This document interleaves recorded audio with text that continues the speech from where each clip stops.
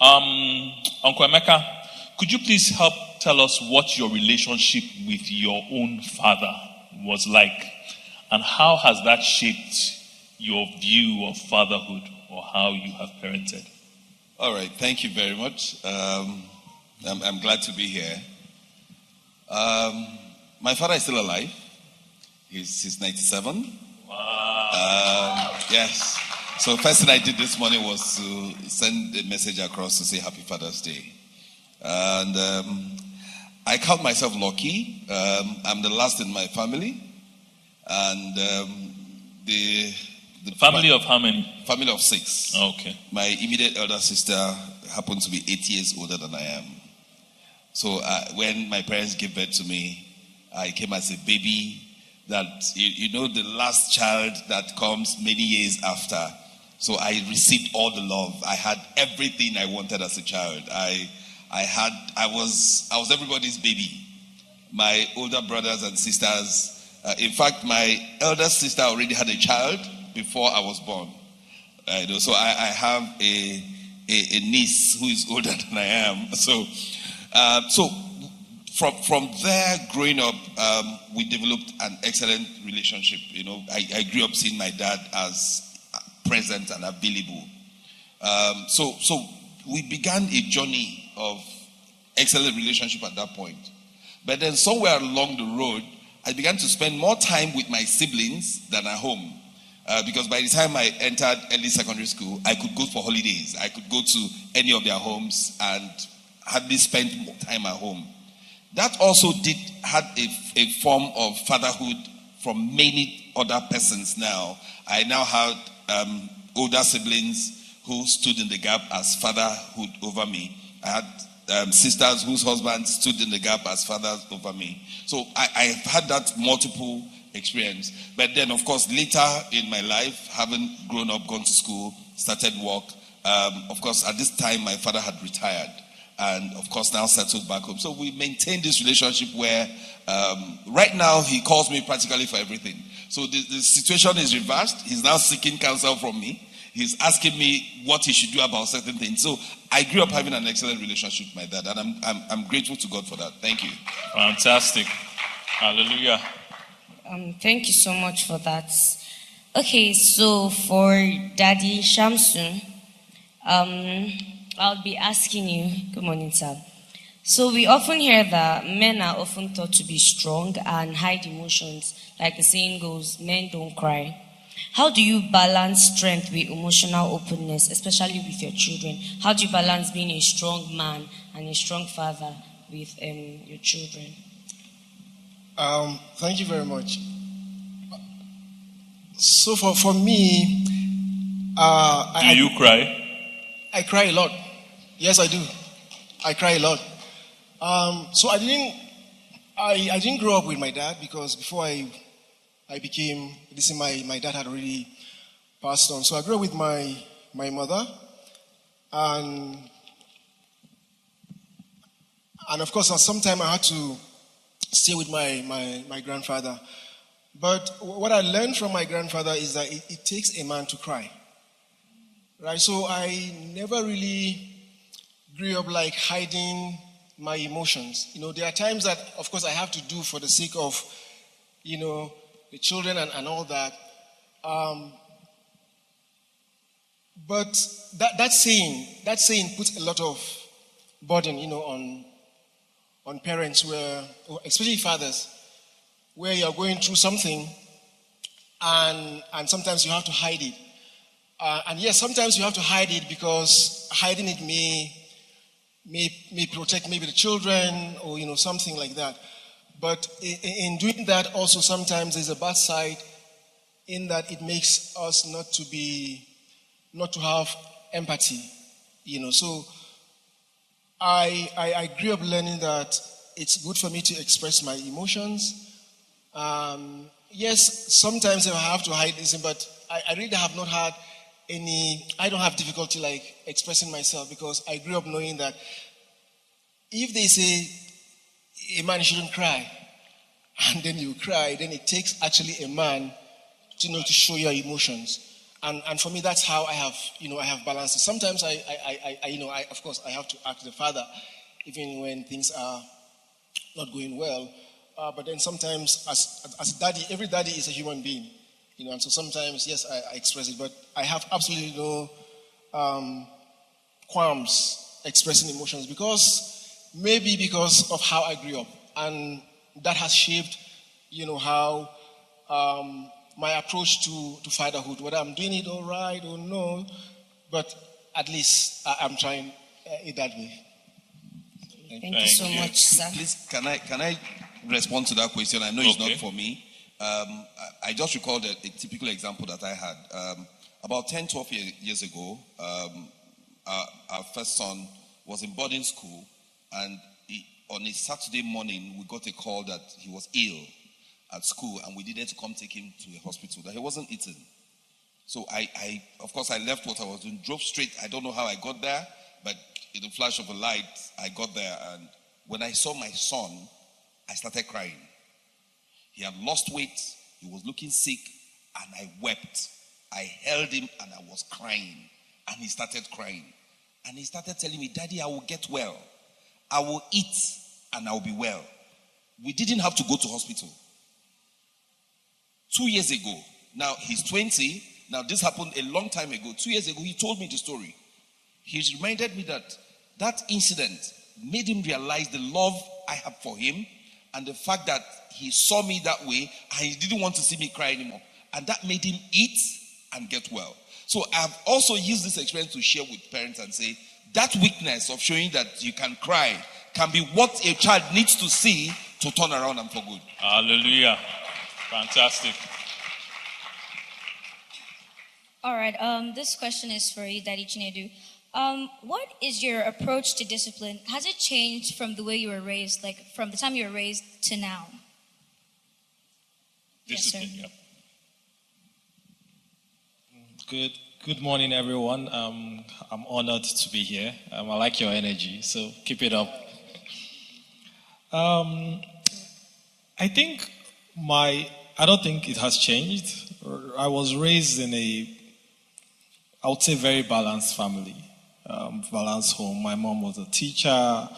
My dad had a business. So it was a lot of word of mouth and very seldomly the stick.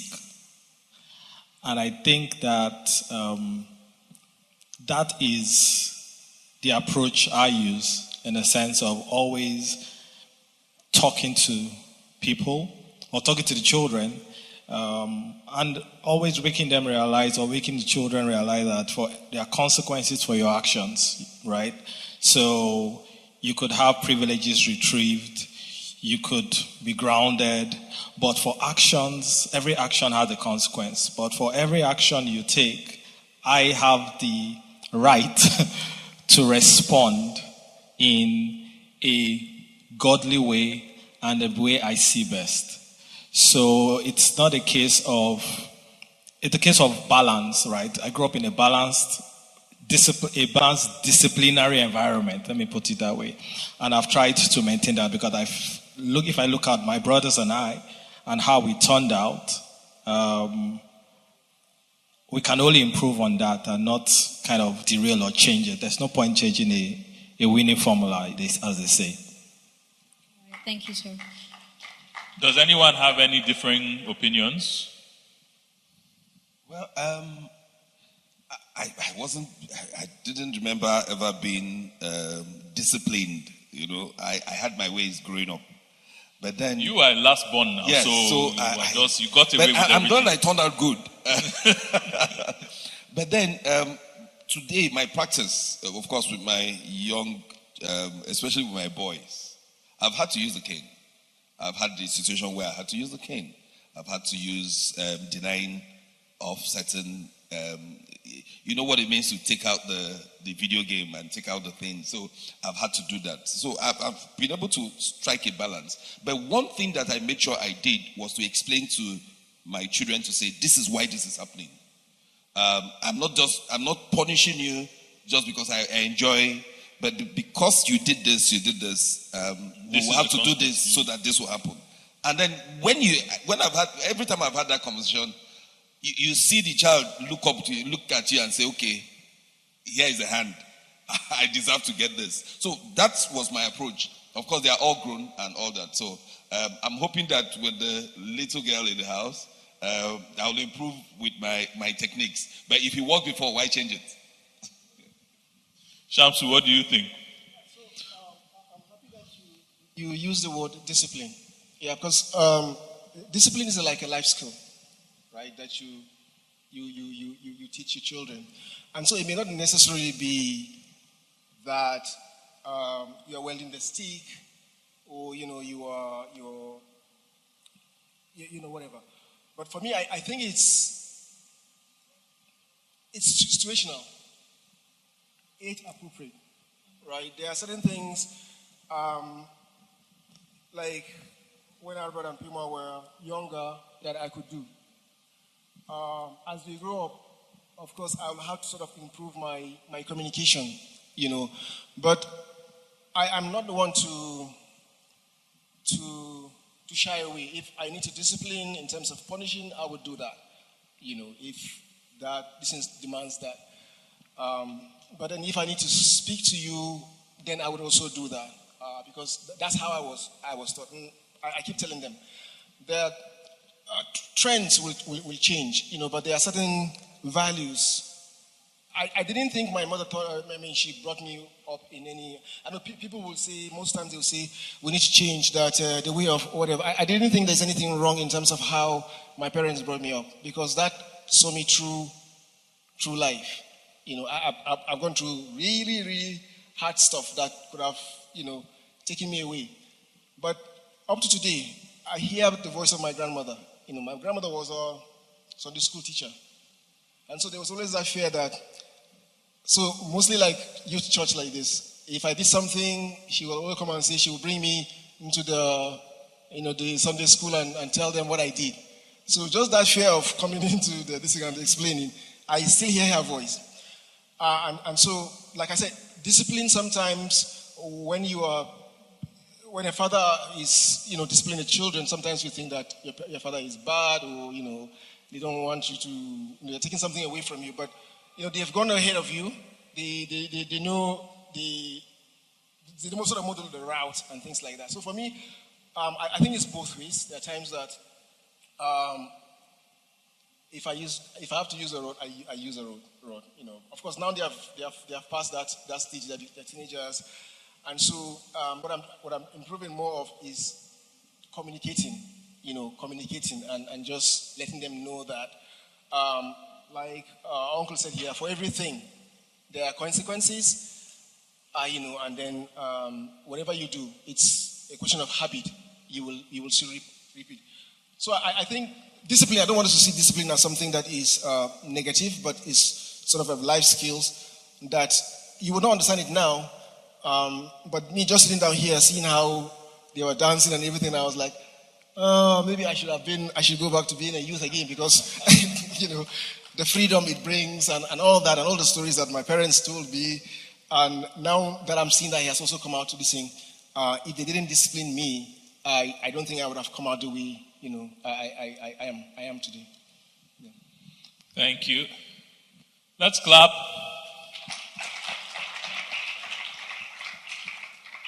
Okay, to Daddy Chinedu. Yes, to Daddy Chinedu. I would ask, what advice would you give to young men or girls who grew up without a father figure?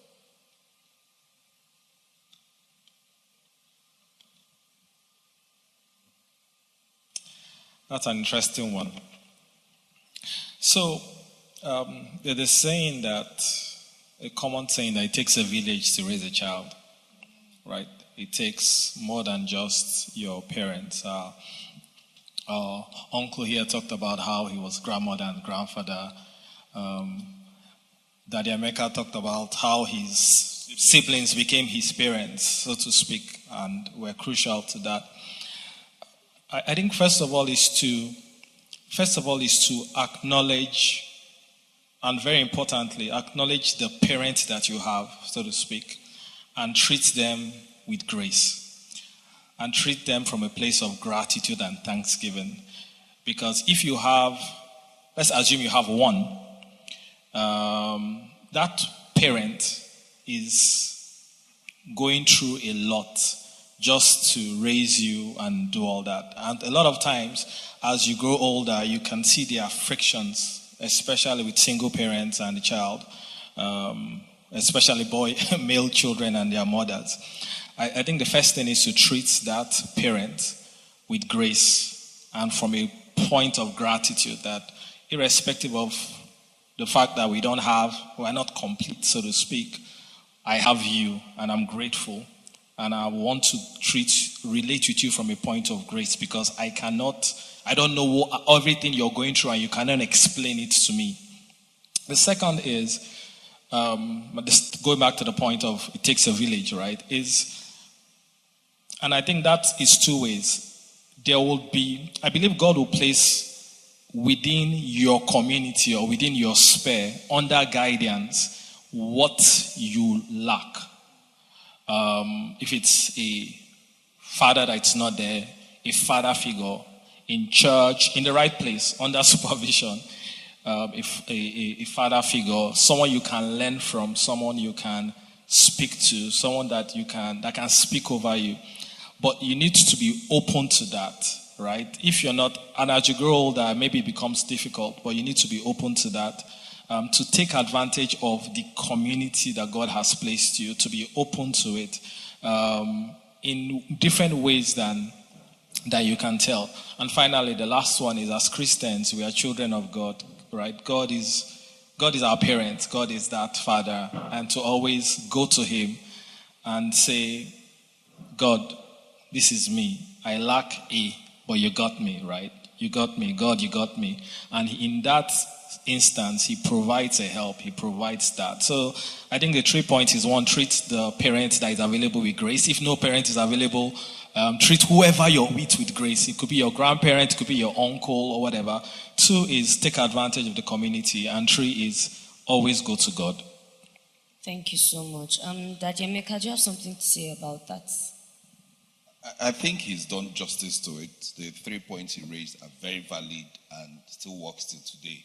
But then let's bring it home to where we are.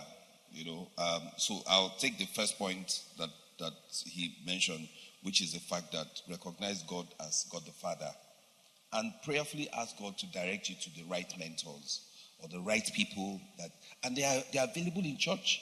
Be in church. Find one amongst your leaders, and then find one fathers amongst even the bigger circle, maybe a teacher, but then again prayerfully select someone. Something I've also seen with this mentor-mentee relationship is the person who is seeking a father needs to be available and willing to receive. And this is where the grace he talked about also comes in. Recognize the people that God has put in your life as the ones that God has put there to be there for you. So you need to be available and willing to receive. It's difficult where I have seen there are certain people who either my kids' friends by association become my own kids because they now come to our home and then I have to provide that fatherhood. I've had to go to a school to represent an absent father. I've gone to places to go talk to someone for certain things that the boy was going through. So by association, either true friends you have that have godly fathers, plug in and get that benefit, and you can find them in church. Maybe I should add a little bit to that too, because I have experience growing up without a father. And all the points that you've added, they've said speaks to what I wanted to say. But I think one thing is not. Every family is unique. Some children don't have parents because maybe through death, maybe sometimes it's divorce. There are various reasons, but I don't think it's a place to be rebellion. To rebel against anything. I know how difficult sometimes it can be to not have a father, in your life. It's very, very difficult. Up until university, I grapple with the fact that sometimes you see your mates with their parents and all that, and it stirs something in you. You know that there's something that is missing. But it's not a place to, for example, if you don't have a father and then you begin to, become rebellious to your mother and make life difficult to your parents, you just plug into, these platforms that we have, in church. There will be somebody significant in your life. For me, I come from a culture where actually we don't have names like uncles. We just have fathers, right? So I have uncles in terms of English, but actually they will just call you father. They will say father, senior father, junior father, and all that. And so I saw them as, as my parents, and, they provided what I needed to them. There is no place that, a biological father will take, but there are even some people who have parents alive, but they are absent, right? So what do you say about those ones who have fathers, but they are absent? So just plug into we are a church.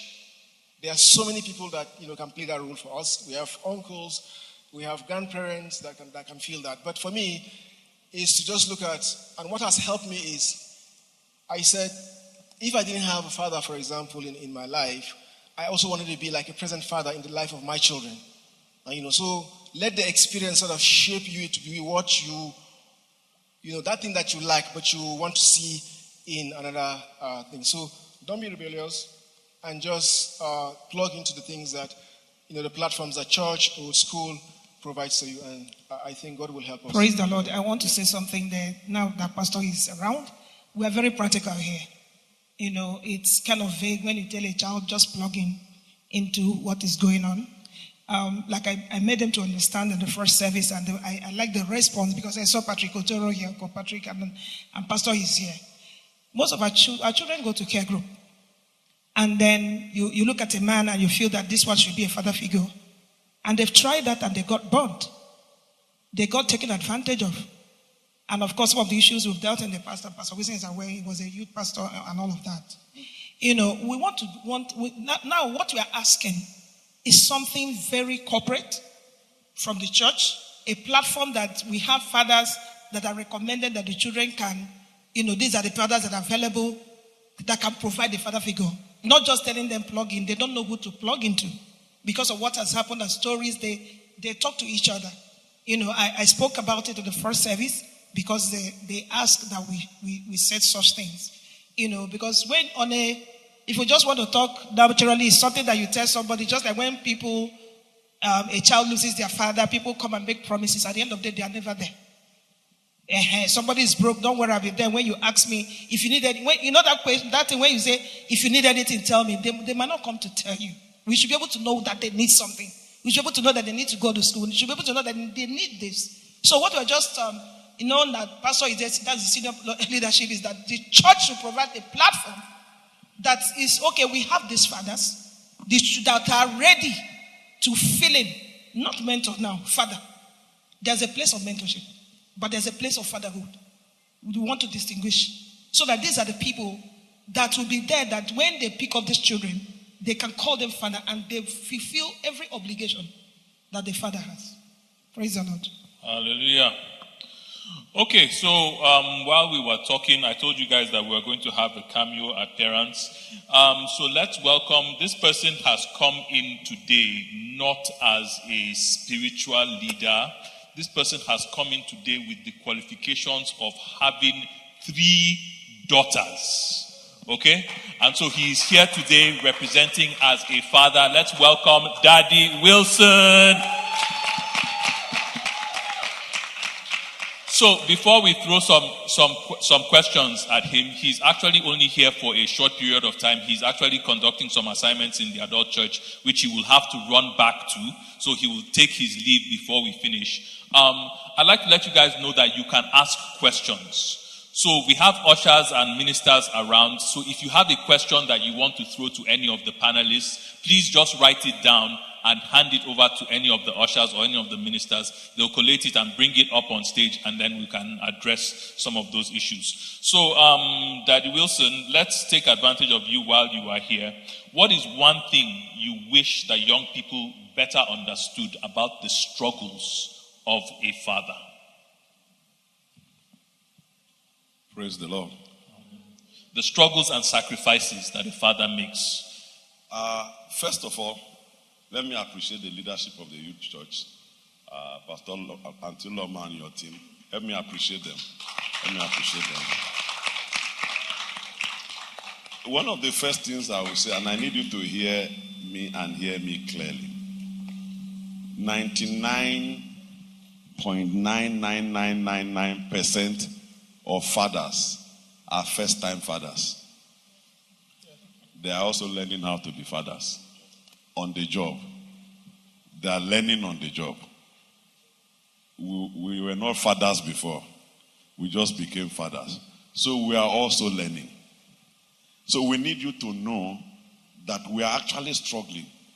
Every father that I know that is a real father is thinking of, planning of how to give their children the best.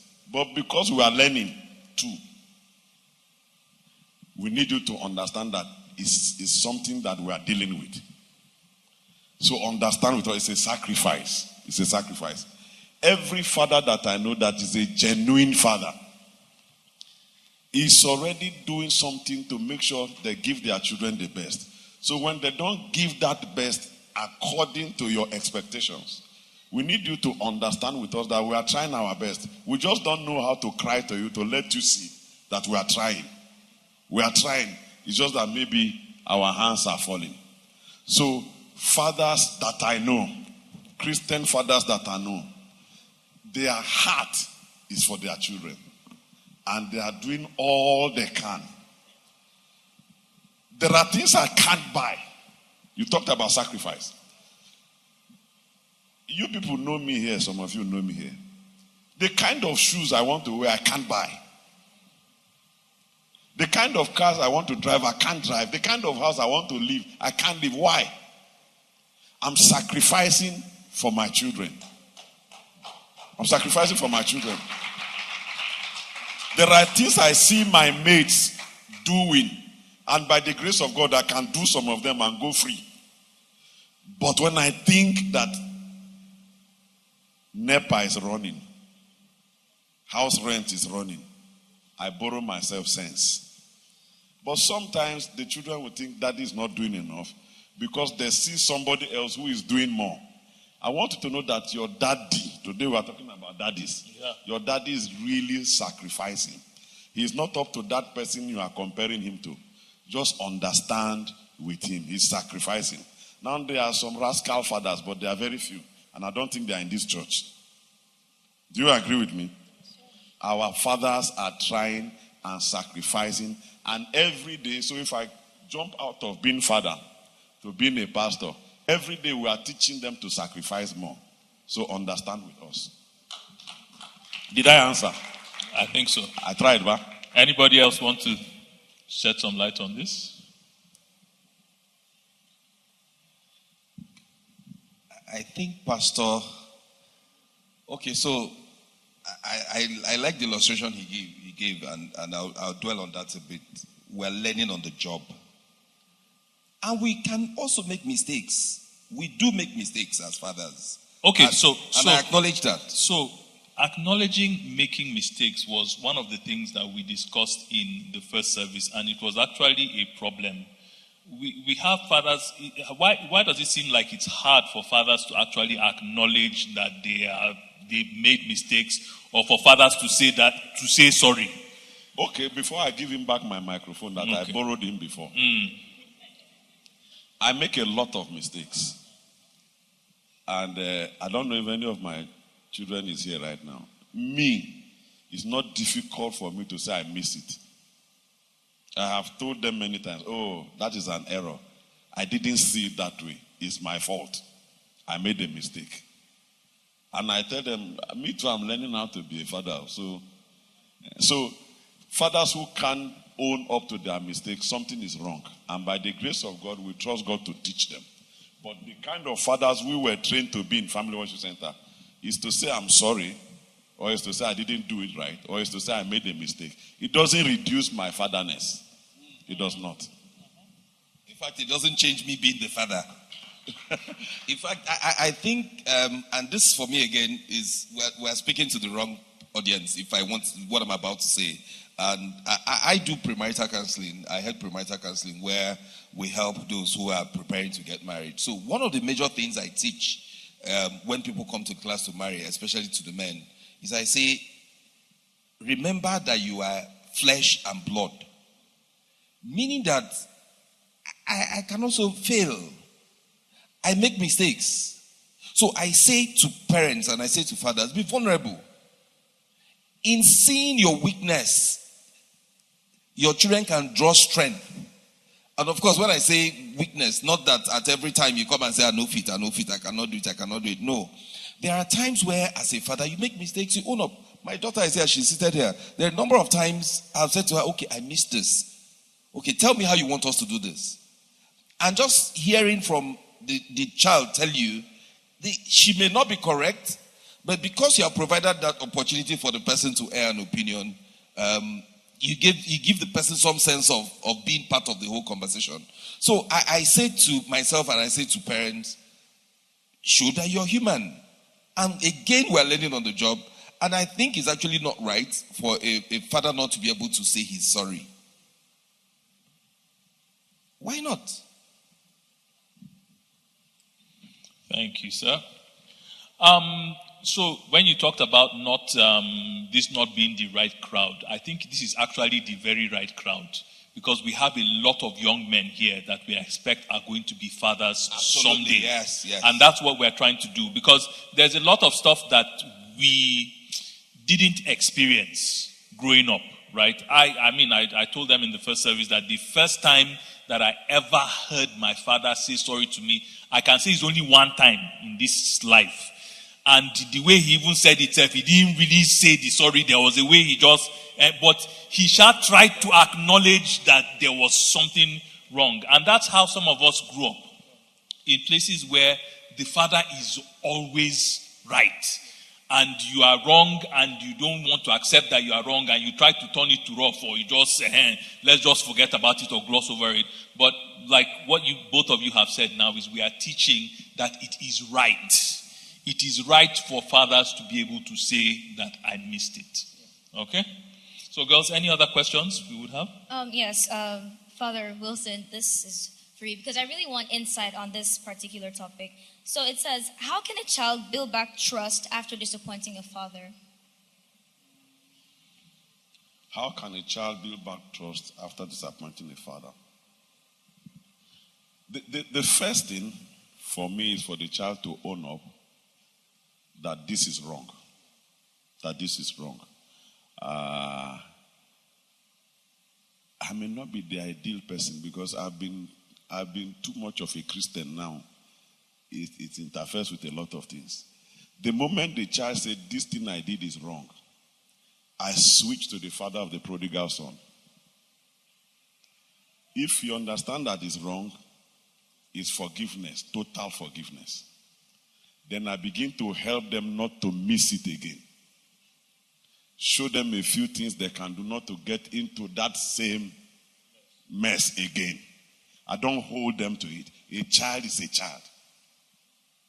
I made some of those mistakes too, maybe worse. So once I am able to get them to know that what I did was wrong, I forgive, then I begin to help them to build fences and build securities, not to enter the same mess again. But for me, it's very hard to really break my trust because I've made room for them to be children. Are you getting it? I believe that there are some things, psychology and other things are saying that until you are about 25, 26, you are fully not even mature for major decisions. So I let them misbehave once in a while. Not that I tell them to misbehave, but when they misbehave and they think they have done something really, really bad, I will laugh, then come and do gra. It didn't touch my trust at all. But I now begin to help them build things that will make sure they don't fall into the same mess. So for me, the trust is too strong to break. And if they scratch it, I can patch it quickly and help them not to go the same route again another time. Thank you. But what would you say to fathers whose children are trying to come back after breaking that trust? They're trying so hard to come back, yet the fathers have shut them out. Yes, I wish those fathers are here, and a lot of them are not here. I think that is when he was saying the wrong crowd, which is what we try to teach on Father's Days and the rest. Those fathers should assume that same destiny. So we have Father God. We break trust with him like 1,000 times in a day. And once we come and we say, we are sorry. 1 John 1:9. If you say you have sinned, he is faithful and just. That is the stand every father should take. If your children miss it, you forgive them and then you help them not to miss it again. They will miss it in another place, then you forgive. You keep helping. So if those kinds of fathers are here, or if you have the capacity to take my information to those kinds of fathers, tell them that Pastor Wilson said it's okay for children to miss it. And when they begin to make effort to rebuild the trust, let the fathers make it easy for them. Make it easy for them to come back. There's no need to keep beating them with the same. No, make it easy for them. Okay, so to the child now, Pastor, what would you say? The child is in a position where they realize they have messed up. They are trying to win back that love, win back that respect, and it seems like it is not happening, like the father is not giving it to them. That one now, we don't have the father to talk to, but we have the child to talk to. What should the child do? So every child in this house has been taught how to pray. Because even if your father is a general with a tough heart, his heart is still in God's hands. So after you have appealed to him at your level and he's still stubborn, pray. That's number one. Father, please touch my dad. It's a very good prayer. Number two, go to Momsi. Go and tell your mom, I did this. Even if it's something she knows, I did this. It looks like daddy is still has not forgiven. Can you help me intercede? Find an uncle, a friend that is close to daddy. There will be somebody that your daddy listens to. It's okay to go to those people and say, I did this, I am wrong. But it looks like daddy is still crossed with me. Can you help me back? So pray. Go to Momsi. Go to people close to daddy. If you have siblings association, let your other siblings go on your behalf to daddy. It works. Write a letter of apology. Drop it under his pillow. Drop it on his table. Anywhere. All these things work. Why? You are also trying to gain your daddy back. And I'll tell you what it will do to your daddy. It will raise your respect in the heart of your father, even with all his gra-gra. With all his gra-gra. That is all I can say for now. Pray. Use mommy's influence, siblings' influence, friends that are close. Use them. Don't go and talk to his boss in the office. Anybody that he is under authoritatively, don't go and talk to them. No. That will bring more anger. That is reporting. That's not what we are trying to do. But, we are not reporting.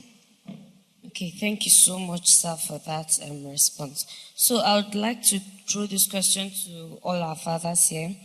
It says, if you could go back and give your younger self one lesson about manhood or fatherhood, what would it be?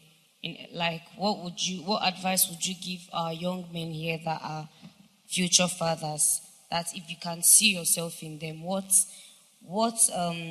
lesson about manhood or fatherhood would it be?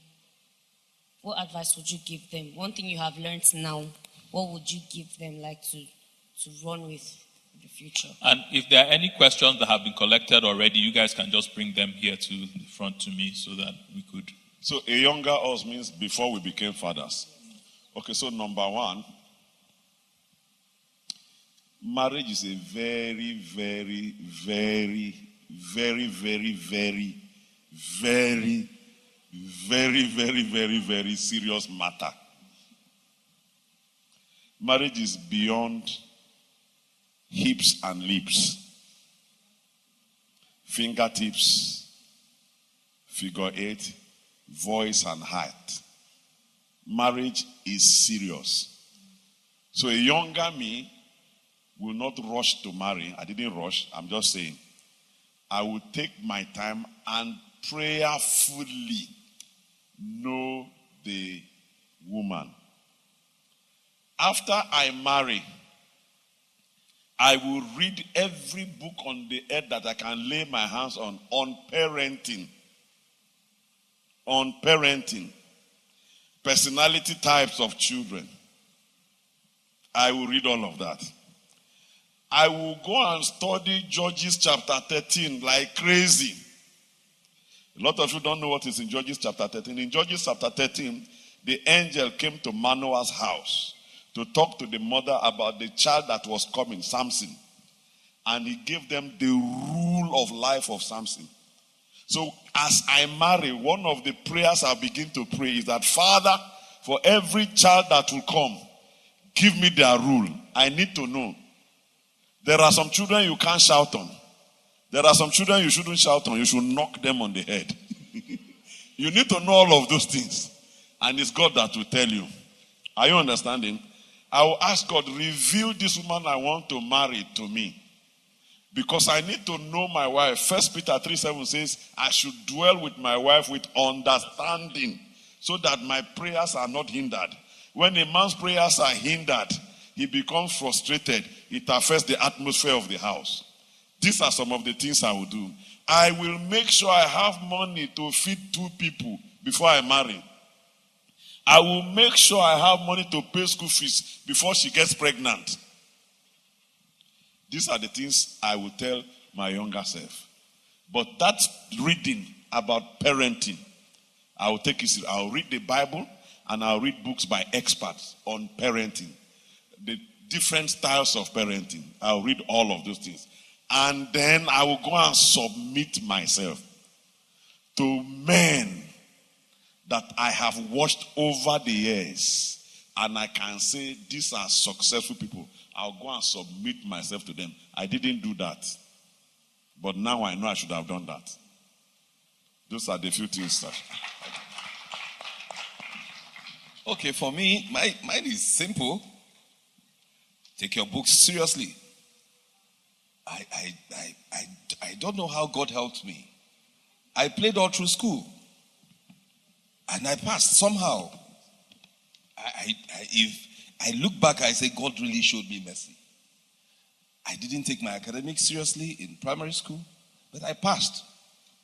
I didn't take it seriously in secondary school, but I passed. I will play, and those who will follow me to go and play will fail, but I will pass. And I did that till university. And God showed me mercy by my 3rd year. And it jostled me to the point where I began to read. I graduated. But when I look back today, I say to myself, you haven't actually turned out badly, and I return the glory to God for the grace. But I imagined if I had read and studied seriously, whatever it is that I think I have achieved or become today, I would have been times 100 better. So I say the same thing to my kids. I say, read, study, take your... And thankfully they are, and they're doing a lot. I'm not those kind of parents that will tell you I came first. I didn't hear first. You know, I just scaled through. God showed me mercy. I am glad that I turned out well, but if I had read, I'll be a lot better. I'm about to leave now. This is what I'll say to the young men that are here, who will soon be fathers. Before you know, you are sleeping and waking up, you have married, though. Young men looking at me. Take advantage of this youth church. I used to be a pastor in this place, and I'll tell them that I envied them. Because the things you are exposed to hearing, to knowing, I didn't have that privilege. Know God now is a life changer. Young men, know God now. This is not time to give attention to money. Give attention to God and discovering your purpose. Give attention to God. Give attention to discovering your purpose. If those two come together, automatically you are going to be a good father. Automatically. Know God now. Discover your purpose. Begin to pursue it. If those two things come together, it is natural. You will naturally become a good father. We lost that opportunity. God showed us mercy. Pure mercy. Pure mercy. But I envy you and I thank God for you, and I know that you guys will not miss it. Thank you so much, Pastor, for your time. God bless you. And as you leave, remember that we wear the same shoe size.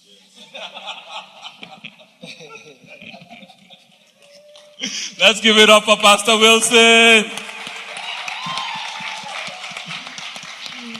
Okay, guys, the same question. Yeah, so thank you very much.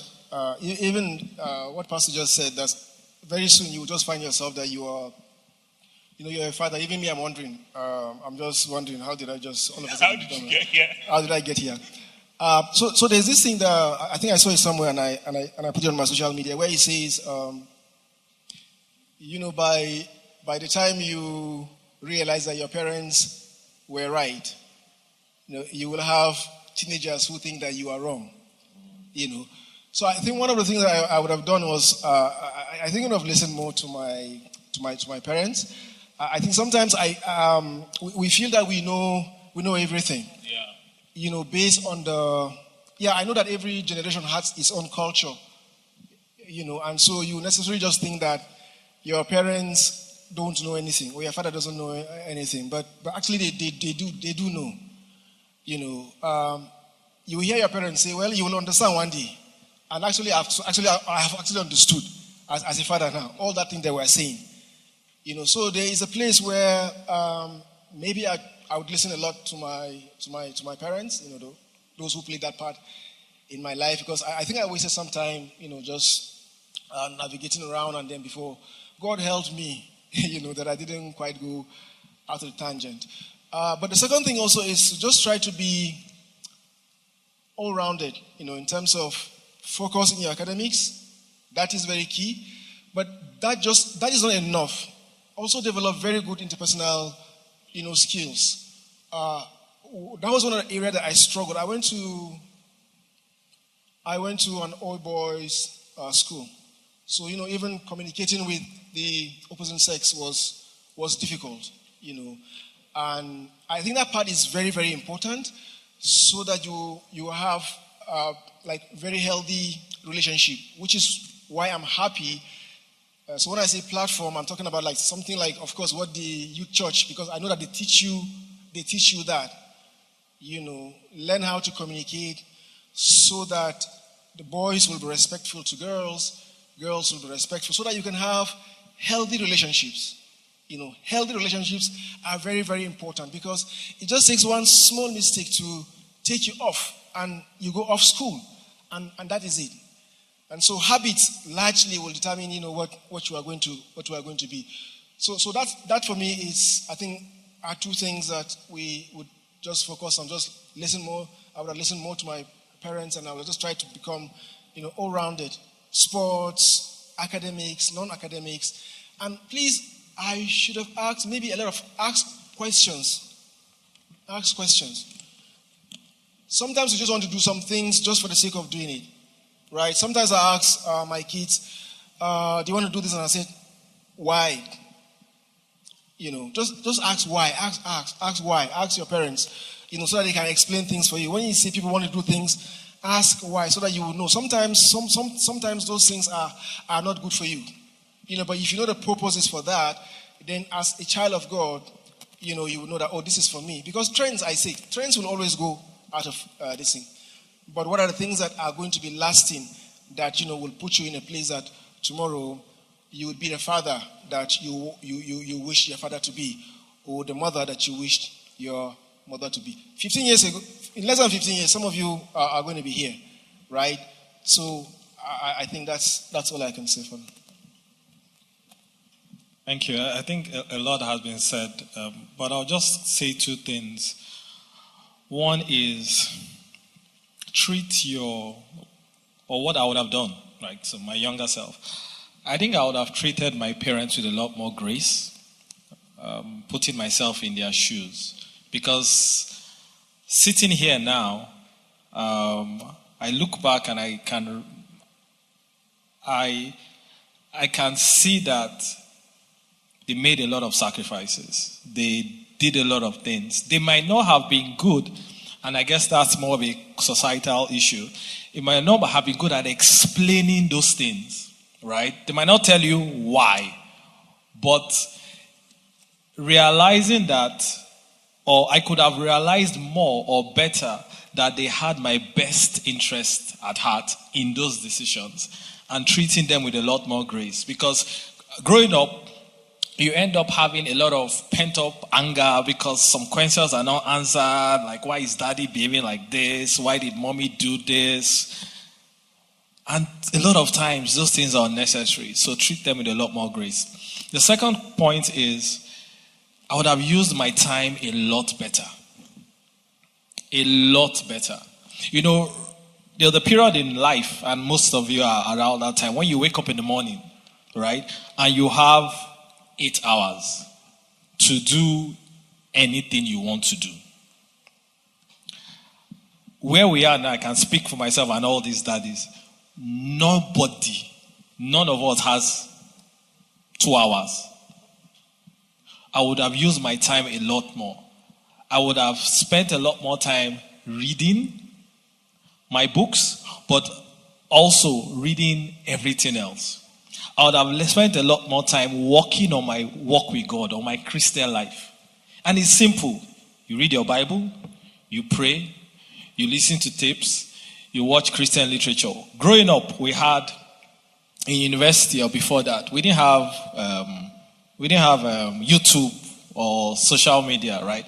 We had Walkmans. How many of you have seen a Walkman before? You had Walkmans and you had cassettes. Right? You would have messages on those cassettes. You will buy, and those things were heavy. You put them in your pocket or put them in a pouch and you go for lectures and come back listening to them. Now things are a lot easy. You can just put something in your ear. No one even knows there's anything there. And you're listening to messages. You're hearing God. You're doing things of the Spirit. You're praying. Spend more time doing those things. You have time. Do those things. Learn. Learn your books. Learn God. Serve. Sometimes we had in university then we used to have like village evangelism, right? And I schooled in the West. I'm from the East, and I didn't go for any. And my excuse was I don't understand the language. But looking back, I could have gone. I don't have to speak the language. I could have gone. So I missed that vital experience, which I think I look back like I didn't go for any of those things. But I made up for it in what's the other one we do? NYSC, right? When you do rural rugged and all that. You have those opportunities, learn things, have different experiences, because the time will come when you'll be looking for 2 hours to go for prison evangelism or something like that, and you don't have it. Make better use of your time. Thank you. All right. We've gotten a couple of questions here. I'll start with 2 that are a bit of comic relief, and then we'll go on to more serious things. Okay, so question number 1, I think I can answer this. How does it feel to be a father? This question goes out to all fathers. So I think this person is talking about how it felt when you entered into this thing. For me, I would say it was the most amazing feeling on earth. I can remember when I was actually in the labor room with my wife, okay, and I've been there all the 3 times. So men, go into the labor room go and see the wahala that you caused. But they actually need your help, help, you can do it, push and all of that. And I was doing all of that, and I can remember when I heard my child cry, and the nurses took her and they put her in my arms, and I looked at this beautiful little girl, and I was like, she's mine.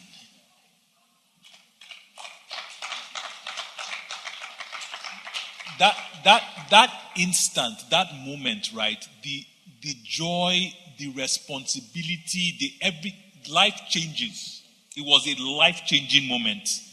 So honestly, it's something that I hope you guys are looking forward to, And when that time comes, God will give you the grace to just because it's a lot, but it's a beautiful thing. Anybody else wants? It's actually very exciting. I remember when Prema came. Of course, it changed my outlook. I know that maybe a lot of time we have presented fatherhood, or we've talked about a lot of challenges that we, face as parents. But it's actually I wouldn't want it any other way. It's really, really exciting. I remember when we had Prema, and then I had this sanitizer. Anybody who comes and wants to touch her, you have to clean your hands. Because I didn't want you to touch my baby and sort of infect her. And that's how it still is for me. When they do something, I may outwardly, I may show my displeasure, listen. But I am I'm on their side, Sometimes they come to school. They tell me something has happened in school, and I just want to go and kill somebody. Just go and do something in the school, So it's a privilege for us. I know that sometimes as parents we may find it difficult to communicate that to you, in a language that you understand. But at least all the fathers, and I'm happy, the fathers I see now,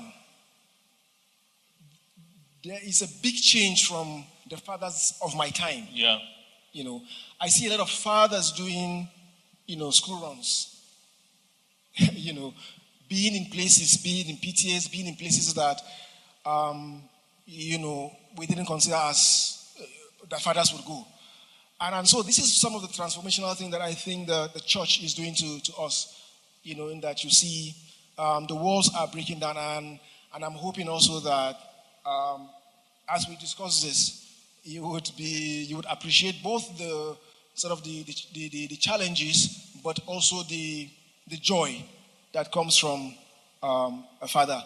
We love our children, and we will key to have them safe. I'm trying not. You see, that experience you cannot explain. You can't explain it. You can't find words. You automatically switch from you yourself and I to someone when our son came, I think even when I left the hospital to go to the house, I was now driving more carefully. Not to talk. He was not in the car. In the car. So even in things that I did, I was not thinking not just for myself, for my wife. I was not thinking about the child. In fact, in the things I need, I was just minding. Just be alive. Just be here to take care of this. You know how you become overnight responsible. Yeah. And thankfully for my wife and I, for every child we had a name before the child. So we'll be praying and ready to receive the child. Our girl child, our first child, our first daughter, hers was such that we had a name for her and painted the colors of the room, got everything ready. So when she came, my life changed. I couldn't take certain risks anymore. When you used to do like 120, you remove your leg, so imagine having the child in the car. So that experience of fatherhood is a beautiful one that every man, every boy, every girl should look forward to. Yeah. Do you want to say something? I was also in the labor room and just holding my son in my hands or in my arms that Sunday morning. I can't describe it. Such a priceless, wonderful feeling that every day you look at the child and I'm honored to be your father. I'm grateful that God brought you into my life to under my wings. It's just a priceless feeling. It's beyond words. Okay, so Daniela, there's a question there. So she's laughing. That's why I said it's comic relief. Okay. Yes. To you, Daddy. It says, if your son comes home, and tells you he has a girlfriend and he is 15 years, what will you do? And he says he loves her. And then what? And he wants to marry her. Oh. So, I think this question is for all of you. That's So let me say something. And when they ask this question, they are very serious. So it's coming from them. I know. 15 years. So I want. Is it the boy that is 15? Yes, or the girl boy that is 15 years. Yes. The boy is 15 years, Yes, and he the boy is comes 15. and he tells you he has a girlfriend and he wants to marry her. Okay, so this is where education begins. Because first I'll be shocked, naturally shocked, and then it will just hit me hard that he's not ready and he doesn't know that he's not ready. Okay, because it's a man that becomes a husband. At 15, you're not a man, as in marriageable age yet. So we need to sit down and have that conversation. Daniela said he's not even a guy yet. Okay. So we need to begin to have that conversation. Being a husband is not being able to have a girlfriend. There are two different things. Yeah, a husband is different from a boyfriend. You need to be ready. You need to be matured. It takes a full matured man to be a husband. So that conversation, that education has to happen. Where I'm saying to him, it is not time. I again, even at my early mid-20s when I got married, one of the things that I recall were said to us was that we had finished school. My wife and I had finished school. Had started working. And someone had said to us at that point, once you are able to feed yourself and you can feed the next person, then you're ready to consider becoming a husband. So at 15, I'm still giving you money. Yes. I'm still buying things and taking. I'm still feeding you. So how are you going to feed another person's child?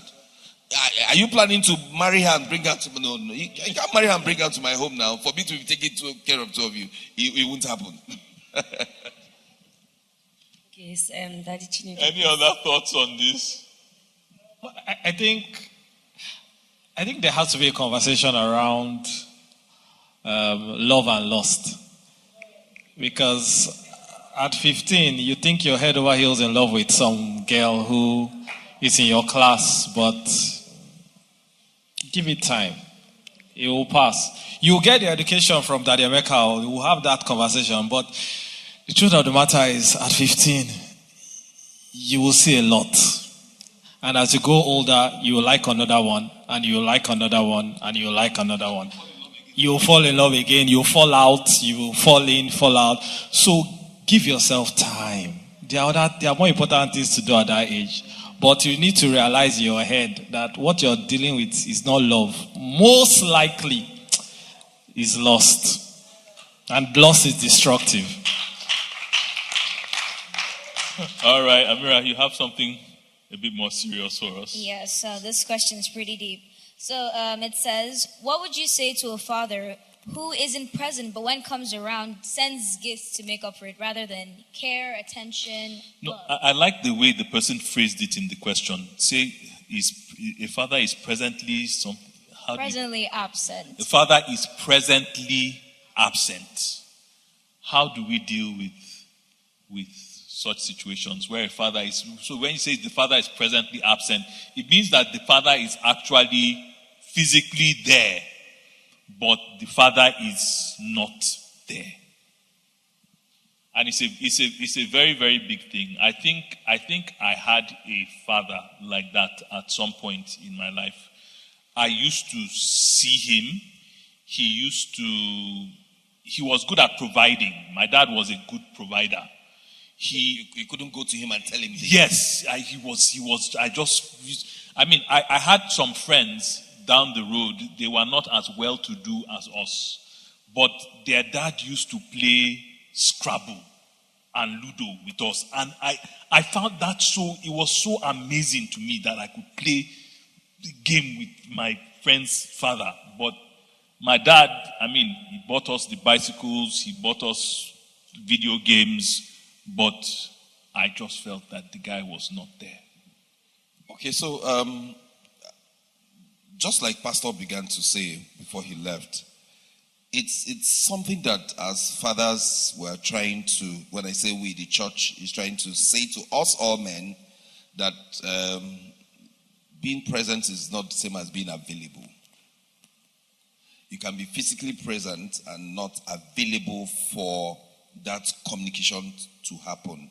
And I'll always share my experience. I learned early, and God helped me to practice that, to be available for my kids, especially the boys before they left, and then with the girls. And it's in the small things. It's in the one that when they're going to bed, you're the one that is there. You may not necessarily be the one reading them to sleep. You're the one that they hang out with. You're the one that they play games with. You're the one that when there's a problem at school, they can come tell you about it. That as fathers, that we don't shut doors to their speaking to you. God helped me to be able to do that. In fact, me and my boys could watch movies late into the night, and my wife is saying, "You guys, won't you go to bed?" And then we're planning to do things. So we could play basketball and all of that, and hang out, go watch movies, go eat out without mommy knowing that we're going to eat something she's saying we shouldn't eat. Those are some of the small things that draw children to their parents. It is not in providing the thing and providing the money and providing the things that they want. It's just being there that they can speak to you. Again, reversing this thing, because I had said that some of the things we are saying here are actually for the parents to hear. It's good that you're hearing it, that we recognize that is a problem. But I'm saying to young children, young adults here, that we recognize that is a problem with parents who do not know. And like Pastor said, there are parents who didn't have the experience. They don't know how to do parenting. So they don't know. You might actually be the one that will open their eyes to it. Let's assume or hope that when they are spoken to in church, or when they are hearing it in church, they are hearing the right things. But it's not everybody that are hearing. So if you have the opportunity to actually even help your father see that I appreciate what you're giving, I appreciate what you're providing, but I need you to help me do this. Help me with assignments. Be there with me. Follow me to do this. Can I talk to you about this? It's not as simple as I'm making it sound, but you recognize that there are parents who don't know, and you can't give what you don't have. So we recognize that that's a problem, and it's something that we're hoping that today's men can learn to do better. Any thoughts on this, guys? So for what I just heard from you is, from the child's perspective, you can also try to help. Yes. If the parent doesn't know that they are doing wrong. Express it as a need. Yeah. That you can you come. In fact, I've heard a son say that what broke his heart throughout secondary school was that his father never visited.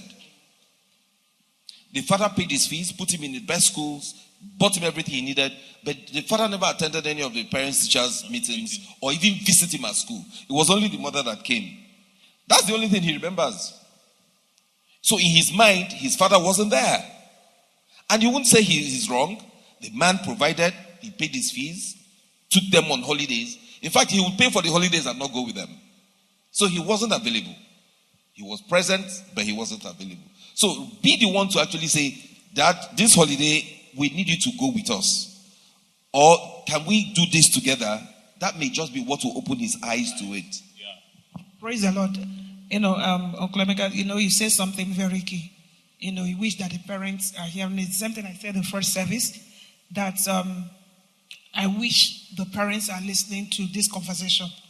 And I put it to the fathers that were there, and Uncle Patrick Otorome, they promised to us that the men are planning to watch a movie, The Forge or something, that maybe they will have it like a forum where the youth will be available so that after that there will be a talk like this. Because why I'm asking that, why I'm rephrasing that, because you said it's very important. Most of the time when we have like this kind of talk, it's just for the parents. The children, the youths are not there. Sometimes it's just assumption, because we should be something as some form of integration and interaction, not just assuming. Let them ask, they're asking their questions firsthand now, so that they will be there with the parents, and then they will hear this conversation. One of the things that have struck me is the men that came here, the fathers that came here, just being the ideal, that should model to a lot of parents that are there, because the children are crying. A lot is going on. A lot of them don't have communication. Some of them might not even want to write, but when we have a smaller group, they express that. They express that. And some of them, their parents or fathers are very tyrannical in a way that they are just unapproachable. They come to church and go back, but there's nothing to show that this one represents Christ. So you people being the fathers also help us to push that in the men, so that we have, yes, because Uncle Patrick promised us, just to reiterate it, that you people were here too, so that whatever it is that we'll do, there will be a combined service for the children to be there, and the parents are there, and then the children will be there, not just bringing only the parents, and we'll be able to have this conversation, so that those that are trying to learn or trying to catch up will also catch up, learning from the models that we have in you people. Thank you. Can I quickly respond to that? Okay, so I'm privileged to be in a committee set up by church to plan a family week. We actually had put a structure in place where, for some reason, that hasn't happened yet, maybe church calendar. One of the Saturdays, we're going to have this family program. We're going to have a combined sitting event at the main auditorium with fathers and mothers and their children sitting together. Not the style where parents sit and then the teenagers are in the balcony. We wanted a family event where the parents are sitting and we're listening to their messages. And then we're going to have a session where we'll pause, and then each family will cluster together and talk about what they heard, and then have fathers apologize or say sorry, or have children react. So we planned that. So as a church, it's part of the program that is already put together. We're just waiting for the ideal time. So I hear you, and I think it's something to take away. It's not enough to gather the youth church in one place and speak to them, gather the men, families in one place and speak to them. There should be a combined event where we are hearing the same thing and we're both reacting to it. I completely agree with you. So we already put that structure in place, and I hope that will happen soon. Okay. As you guys continue to plan, something that I don't know if you've taken into cognizance is that there are some people that come to church and they don't come with their parents. Yes. We also plan to have a session to address those kind of situations. Okay. Yes. Okay. All right. Thank you, sir. Had any of you wanted to respond to that? So I think that question sounded like easy, but it's much more complex than it is. And I don't like to. There are extremes, right? And I want to. Could you bring the mic a bit closer? I want to accept the fact that sometimes parents, we don't get it. We don't, we don't always get it. That's the fact that, sometimes we're just not there. So that is even just acknowledging the fact that, sometimes we are wrong. Not that we know everything. And so it comes to the part of the grace that he's saying sometimes we need to give our parents the grace. I said complex because families are different. There are some families that the children can actually express, you can tell your father that it is actually your presence that I want. And in some family, expressing that will also get you some other beatings, But he did say there are those other significant people in our lives, our uncles or whatever that we can speak to, so that they can get to talk to our parents. But like I just said, there are just those instances where truly parents think that by just providing things are things that children need. Meanwhile, what they really just need are just our presence, the safety nets that the presence, our present brings. So if you are able to, if you are within that kind of family that you can talk to your father, then do let them know. Sometimes they really don't know. They just feel that I have money, I can buy this toy for you, and then you are fine. So if you are within that family and you are able to talk to your father, sometimes it can help to change things. But where you are not within that family, where the communication is open, that you can talk to your parents or your father, then using those available thing may help. And then, of course, we pray that the programs that church, will bring will also be a point of transformation for our parents. But this is me acknowledging the fact that as fathers, we don't always get it, right? And so we hear you, and I hope that in the programs that we do, it will be things that we will take up. Praise the Lord. I want to Oklameka to also answer this. They might not ask, but I have these questions that has come up somewhere. A daughter, found out that the father is dating somebody. Yes, he found out that the father is having a relationship, and she went ahead to tell one of the sisters. There are 3 sisters. They didn't tell the other one because they know that one is maybe the baby or whatever. So 2 of them now are aware that their daddy is dating. And of course, the daddy comes to church and then, I don't know whether he's pretending to be a Christian. And they're in school. The father is doing so much for them. Their schooling abroad and all of that. So they're kind of confused. They're just kind of confused. They are hot.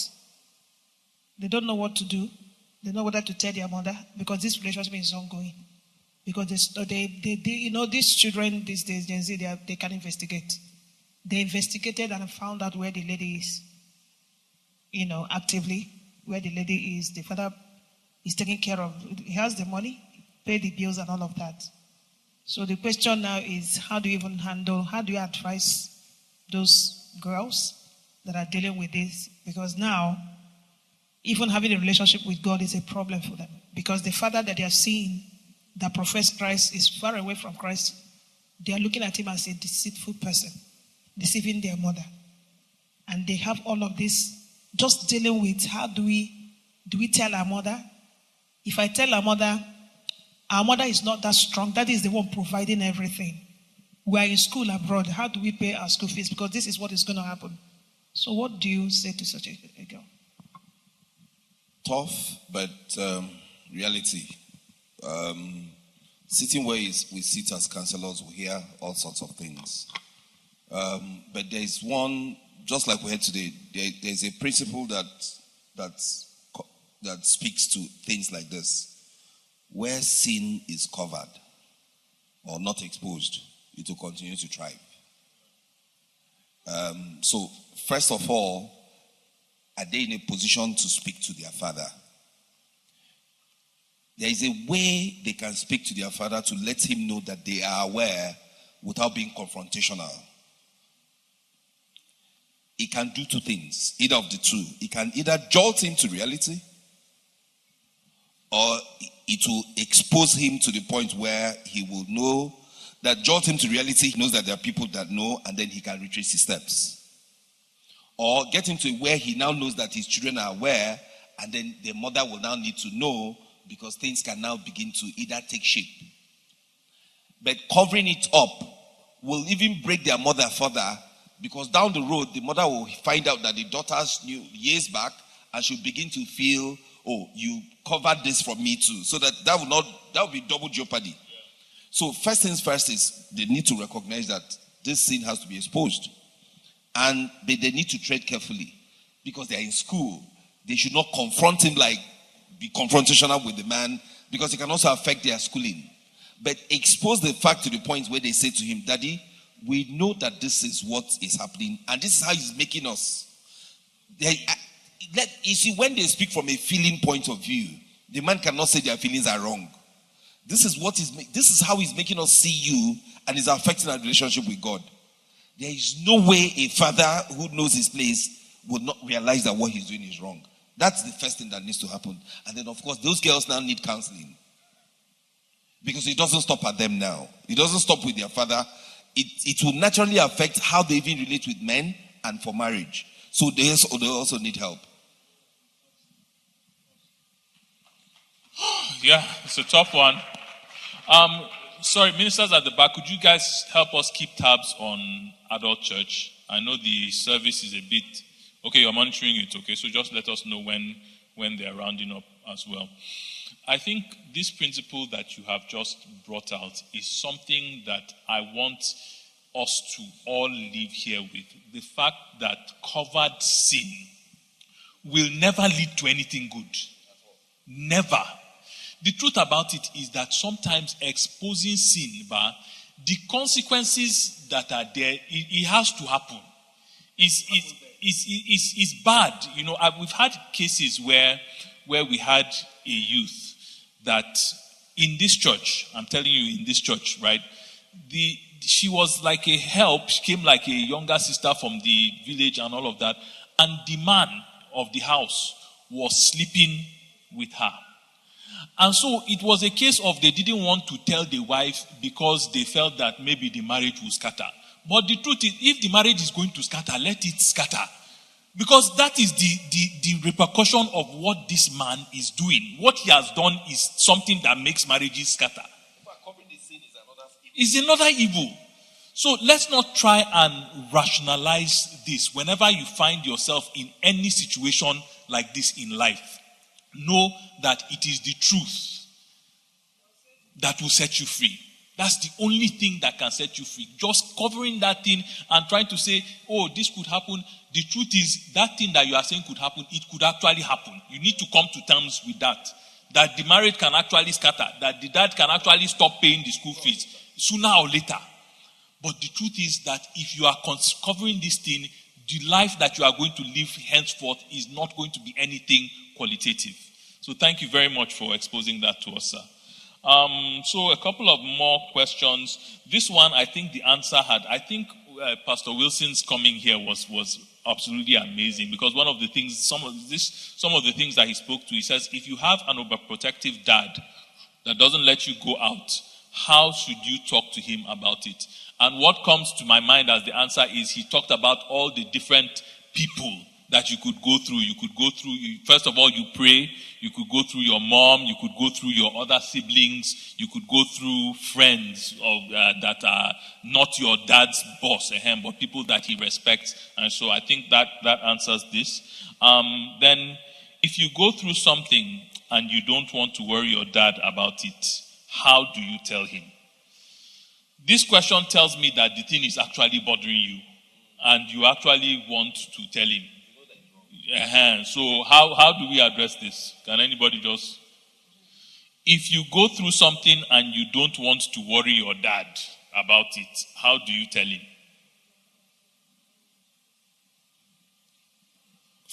For me, I would like you to know that for me personally, I actually want you to worry me. Because sometimes I think, what is going in there? What's going on in their head? You know.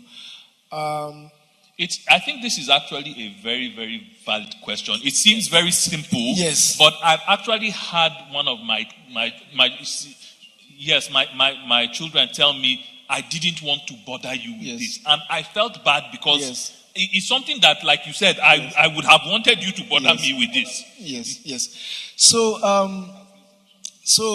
because even sometimes, like, if I look at my mother, sometimes she will be sick, and then she will say, "I didn't want to bother you," and then by the time you find out, it's already it's really bad. You know, there's nothing that can be done, and so sometimes it's because sometimes I think kids don't want to say it because either the relationship, there are instances where, of course, the communication is not good between the parents. So you feel there is already a certain reaction that you think your father or your parents will come up if you do say it. But I think most of the times, honestly, we would want to hear it.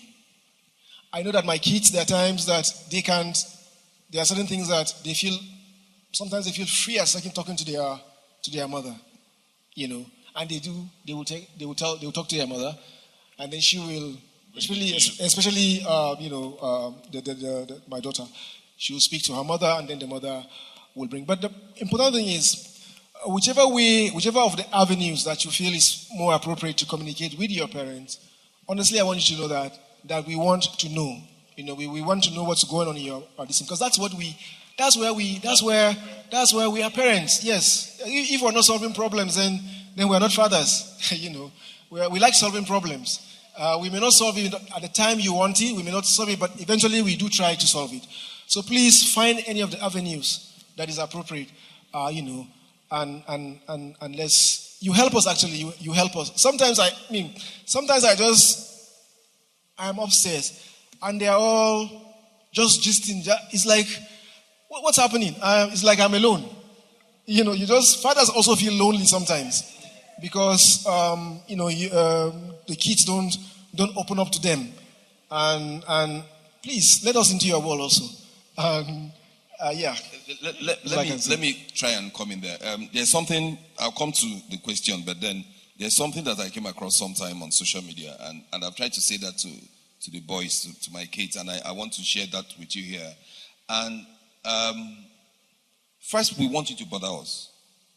Okay, so what that thing I saw is where he says that if you make a mistake, come home.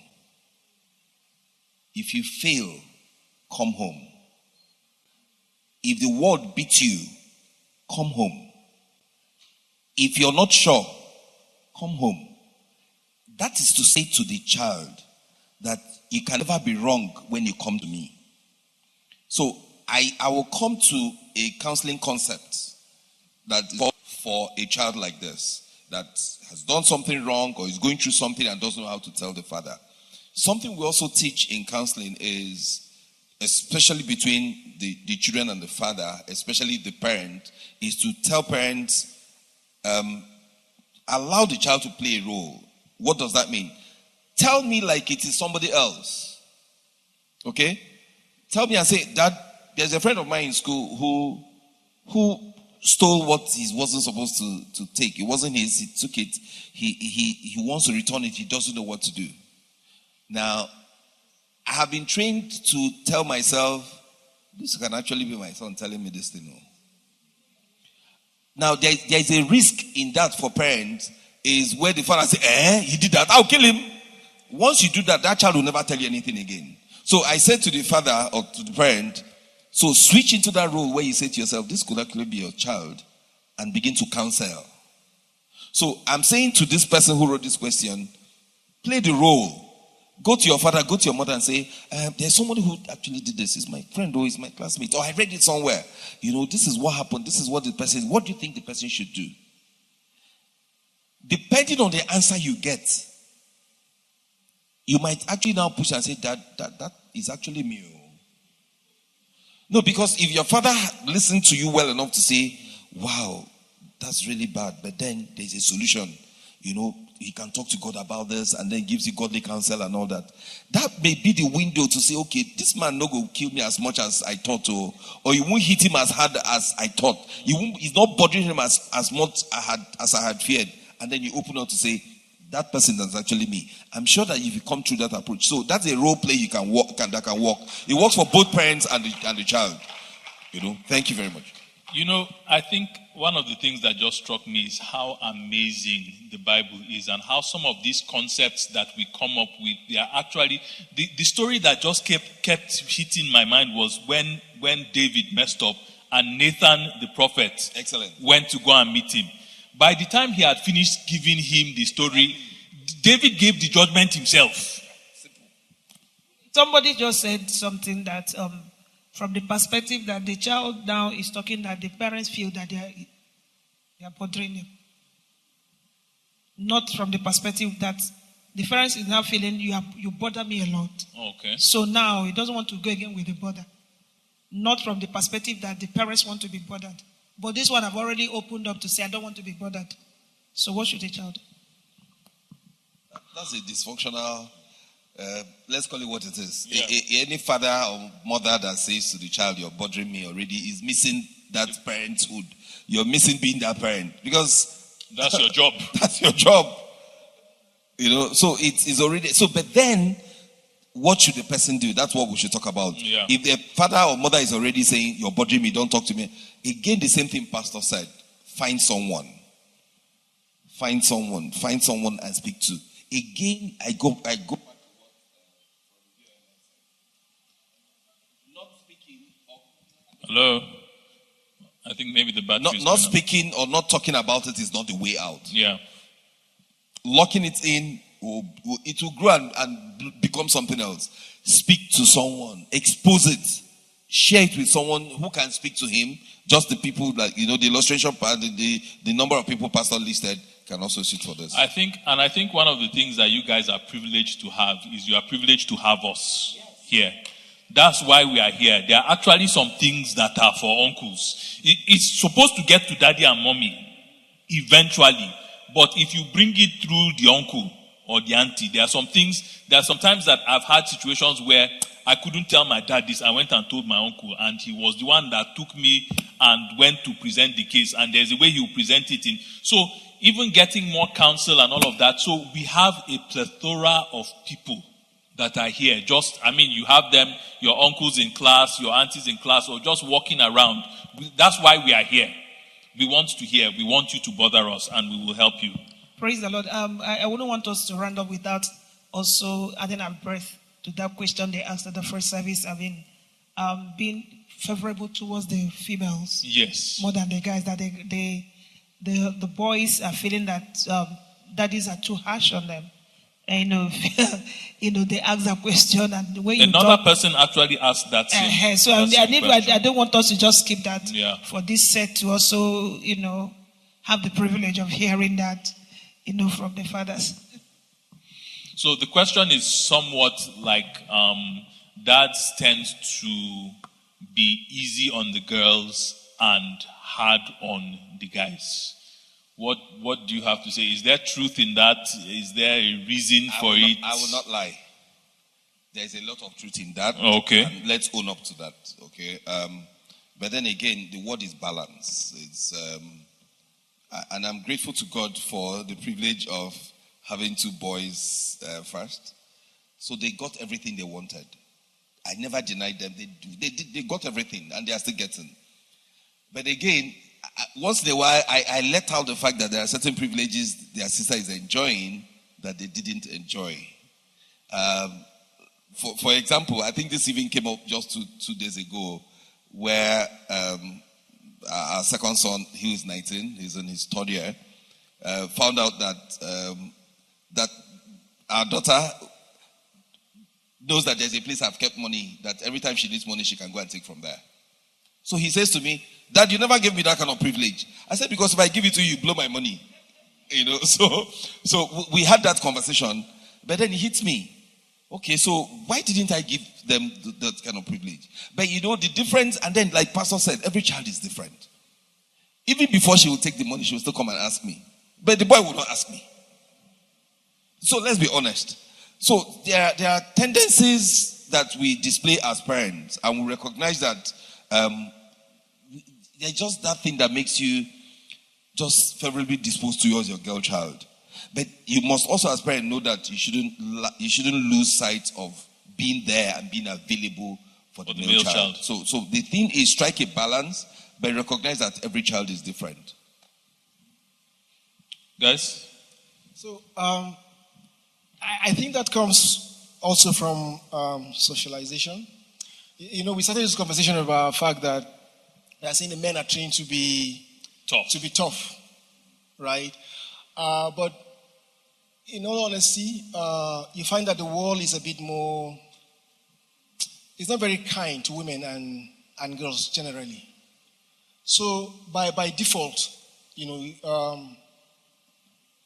see, fathers try to want to like protect the one that they feel is, I'm not saying that they are weaker, but vulnerable in a sense, because I mean a boy can go out and sort of like he can, but girls tend to be, they need that, even the needs of girls most times are far listen than maybe a guy needs.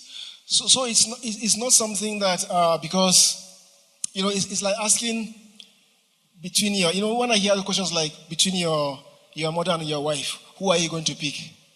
It's not a question, because everybody has their roles. So their roles, it's not a question of picking. So the fact that maybe the parents either make more room for the girls is not because it's not in any way that they love the girls much more than the boys, but based on the fact that they are girls, their needs are not the same way what a boy is, and so you just try to make those provisions. I think for me that I don't know whether my people accuse me of doing that, but I think it just comes by default. Okay, CHINEDU. Thank you. So I think. So before you go on, right? I think where this was boiling down to was that the boys were actually being starved of some forms of affection at the expense of, it's easily lavished on the ladies. It comes natural. You want to I want to hug Daniela naturally. If it was him sitting, I wouldn't just want to hug him because he's a guy. It's not like I don't love him, but girls are more huggable than guys, Okay, so I think, so I have a son and two daughters. So this is with my daughters is my first experience with women, so to speak, because I grew up with all boys. We were 4 boys, just all boys. So there was we were not taught we didn't know what emotions were. Like, okay, a girl your sister is crying. There was nothing like that. But what I've come to realize is that, yes, as EMEKA said, it's what, I think it's also a psychological thing, right? I think that in psychology, there's something called the Electra complex and the Oedipus complex. There's something like that where you tend to favor the other sex like that. So the same way, I know sometimes I envy the relationship my son has with his mother, right? So it's just the way it is. However, I agree that the girls are a rare breed. Society largely is not favorable for the girl child. So as fathers, we have a responsibility and a role to train them in a certain way and to protect them in a certain way. And I think that's what we're doing. So when you think that we are favoring your sisters, we are actually giving them the training and the discipline and the protection and the covering that they need to survive in a world that may not be too favorable to them. The other point I want to make is, for the male child, for our sons, right, that feel left out, neglected, these girls will go. They will go out and build their own lives. They will go out and marry someone else. And even drop your name, or even drop this name that we have, right? It's a matter of time. It will happen. You're the one that stays. You're the one who is responsible to shoulder the carrying out the family line. So there's a different level of training that you require. The Bible says that he that striveth for mastery is temperate in all things, right? And the Bible talks about quitting yourself like men, about enduring hardness. So as a man, there is a certain level, and it's just the way life is. There's a certain level of hardness you have to be exposed to and endure so you can be a man.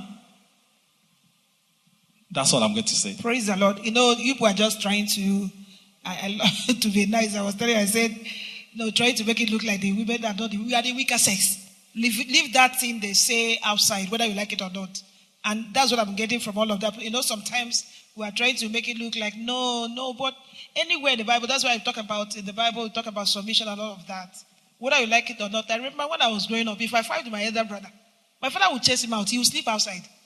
Yes. And we always will fight. And he will sleep outside.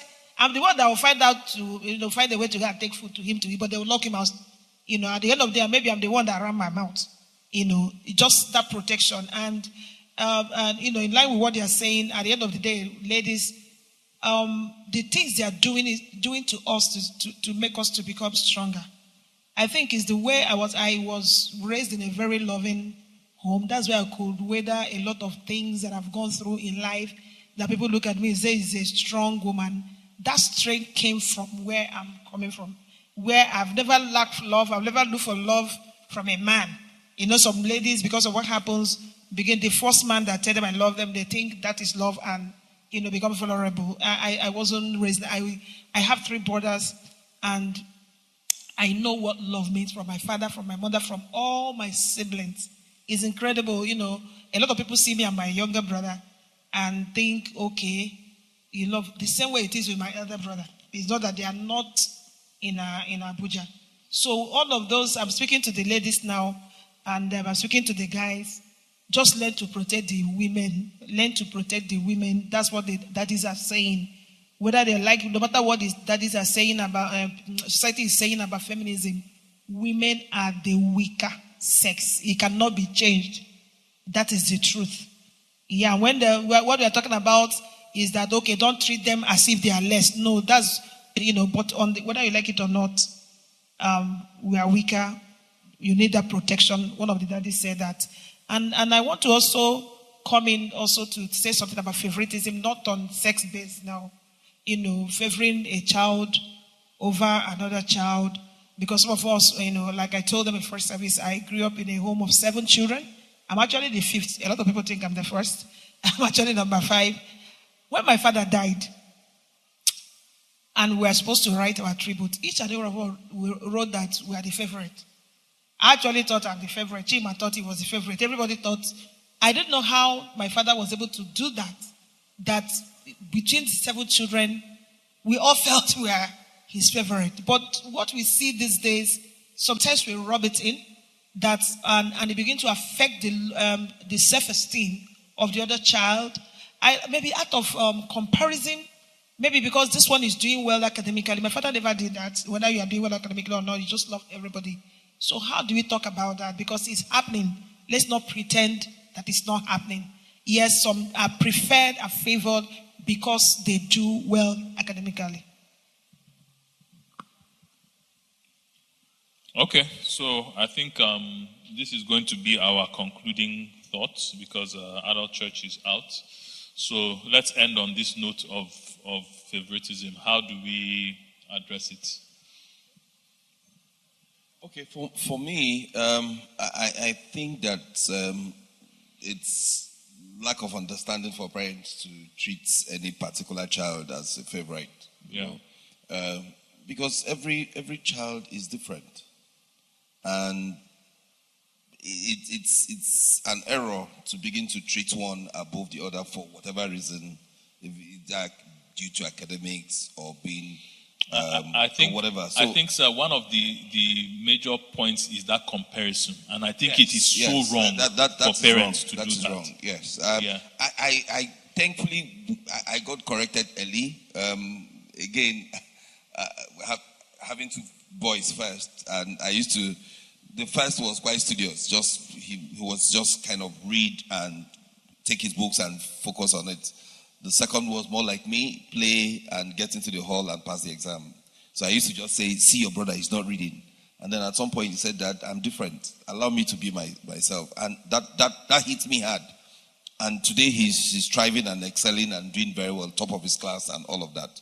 So recognizing that every child is uniquely different and created by God to be who God has made him to be is something parents need to hear and practice and allow the child to be. Just love them across and let God do his will. Hallelujah. Any concluding thoughts? Or? I mean, we learn every day. I think there was one time, mostly, I think the issue about comparison comes around, favoritism comes around when they perceive that you are comparing them, between themselves or maybe even another child. But we learn every day. There was a time when I came, I think I saw on my bedside, I saw a letter that was written to me, and they addressed me.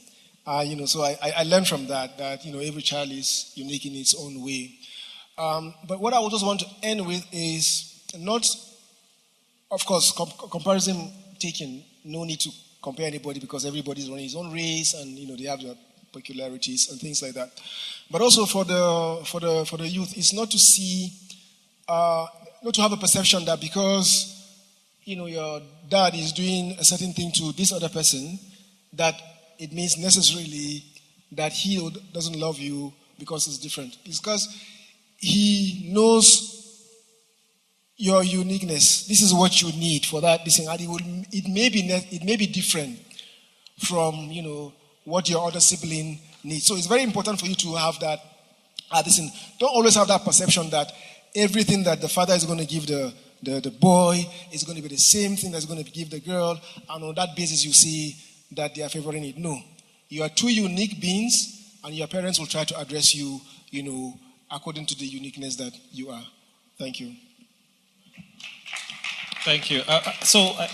I'll just say two things. One, to address the favored, maybe they could be here, the favored and the unfavored. So if you're here, you feel you are the favored one, and you have a sibling, and you recognize that your sibling is not being favored, I think it's an opportunity to do two things. One, extend grace to that your unfavored sibling. It might be his fault. It might have been a rough child, or he or she. Extend grace to that unfavored sibling. And also, even possibly speak to your parents about it, that, Daddy, why are we treating A like this?